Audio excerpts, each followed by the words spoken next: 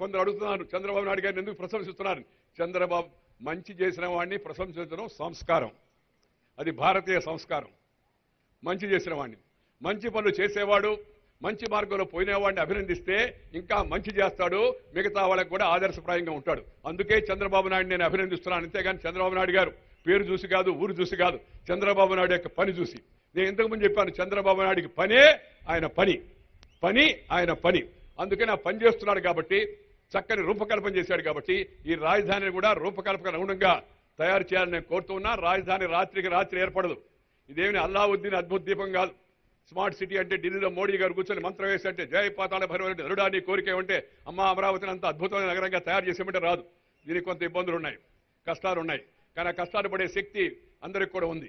ముఖ్యమంత్రి గారికి ఆ దక్షత ఉంది, కేంద్రం యొక్క సహకారం ఉంటుంది. అన్ని విషయాల్లో కూడా కేంద్రం రాష్ట్రానికి సహకారం ఇస్తుంది. చంద్రబాబు గారి నాయకత్వాన్ని చేపట్టే కార్యక్రమానికి మీరందరూ కూడా చేయూతనివ్వాల్సిందిగా మీ అందరికీ మనవి చేస్తూ, ఈరోజు ఆర్థిక మంత్రి వచ్చారు. ముఖ్యంగా ఆయన నుంచి మనం వినాల్సి ఉంది.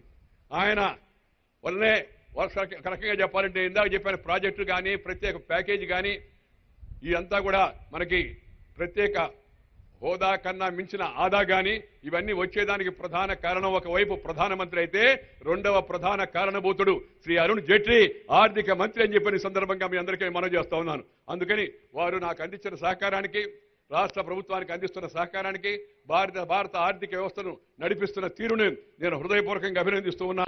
మనందరం కలిసికట్టుగా రాబోయే రోజుల్లో గట్టిగా కృషి చేసి మన ప్రాంతాన్ని, మన రాష్ట్రాన్ని, మన దేశాన్ని ముందుకు తీసుకెళ్లేందుకు అందరం కూడా సహకరించాలని చెప్పని ఈ సందర్భంగా మీ అందరికీ మనవి చేస్తూ, రైతులు ఇందాక ఒక సమస్య చెప్పారు.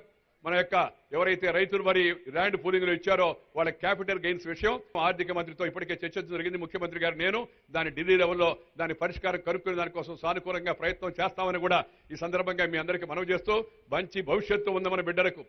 మన ఓపికగా ఉండాలా. ఇంత చెప్పుడు మాటలకో, తప్పుడు ప్రచారాలకో, లేదా రెచ్చగొట్టే మాటలకో ఎవరు కూడా రెచ్చిపోయాల్సిన అవసరం లేదు. మనందరం కూడా మనం అనుకున్న విధంగా రూపకల్పన జరిగి రాజధాని మంచిగా తయారవుతుందని, రాష్ట్ర అభివృద్ధి పథంలో ముందుకు వెళ్తుందని చెప్పి ఆశిస్తూ మీ దగ్గర సెలవు తీసుకుని నమస్కారం. జై హింద్. ఇది దయచేసి తెలుగుదేశం ప్రభుత్వానికి దయచేసి ఇంకొక నందిగ్రామం చేయకండి. దీన్ని జాగ్రత్తగా ఆచితూచి మీరు చేయాల్సిన బాధ్యత ఉంది. ఎందుకంటే తెలుగుదేశం ప్రభుత్వం గెలుపొందడానికి చాలా బలంగా నిలబడిన జిల్లా పశ్చిమ గోదావరి జిల్లా.